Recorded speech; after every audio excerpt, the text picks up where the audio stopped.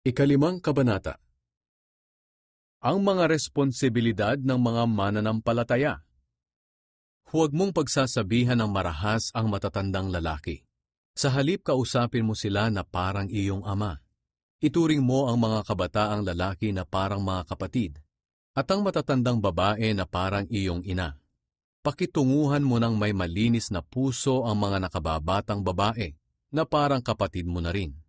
Bigyan mo ng kaukulang pansin at tulong ang mga biyuda na wala ng ibang inaasahan.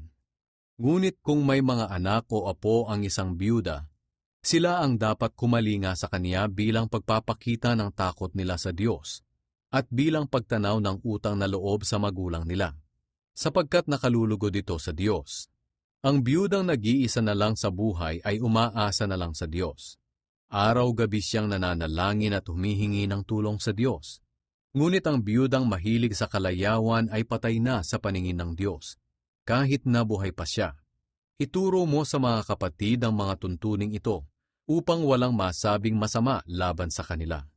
Ang sinumang hindi kumakalinga sa sariling kamag-anak, lalo na sa sariling pamilya, ay tumatalikod sa pananampalataya at masahol pa sa mga hindi mananampalataya. Ang isama mo lang sa listahan ng mga biyuda na tutulungan ay ang mga hindi bababa sa 60 taong gulang at naging tapat sa asawa niya. Kilala sa paggawa ng mabuti gaya ng maayos na pagpapalaki ng mga anak, bukas ang tahanan sa mga nakikituloy, naglilingkod sa mga pinabanal ng Diyos, tumutulong sa mga nangangailangan, at inilalaan ang sarili sa mabubuting gawa. Ngunit huwag mong isama sa listahan ng mga biyuda na bata pa. Dahil kung dumating ang panahon na nais nilang mag-asawa ulit, mapapabayaan nila ang paglilingkod kay Kristo. At dahil dito magkakasala sila, dahil magiging walang saysayang pangako nila na maglingkod na lang kay Kristo. Maliban dito, matututo silang maging tamad at mag-aksaya ng panahon sa pangangapit bahay. Hindi lang sila magiging tamad, kundi magiging tsismosa at pakialamera. At kung ano-ano ang mga sinasabi. Kaya para sa akin, kung ganito lang ang mangyayari, mas mabuti pang muli na lang silang mag-asawa at magkaanak, at mag-asikaso sa sariling pamilya. Sa ganoon walang masasabing masama ang mga sumasalungat sa atin. Sinasabi ko ito dahil may ilang biyuda na ang tumalikod sa pananampalataya at sumusunod na kay Satanas. Kung ang isang mananampalatayang babae ay may kamag-anak na biyuda, dapat niya itong tulungan.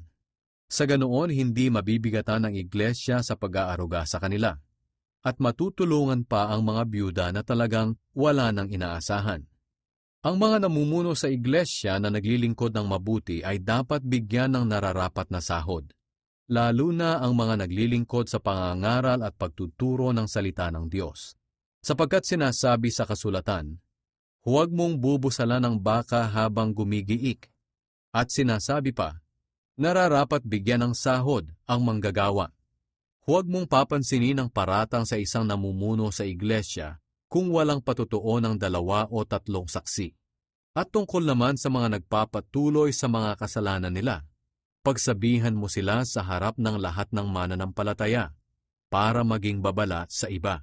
Sa presensya ng Diyos at ni Kristo Jesus at ng kanyang mga anghel, iniuutos ko sa iyo na sundin mo ang mga utos na ito nang walang kinikilingan o kinakampihan. Huwag kang padalos-dalos sa pagpapatong ng kamay mo sa kahit sino para bigyan ng kapangyarihang mamuno sa iglesia. Ingatan mong huwag masangkot sa kasalanan ng iba. Manatili kang walang bahid ng kasalanan. Dahil sa madalas na pananakit ng sikmura mo, uminom ka ng kaunting alak.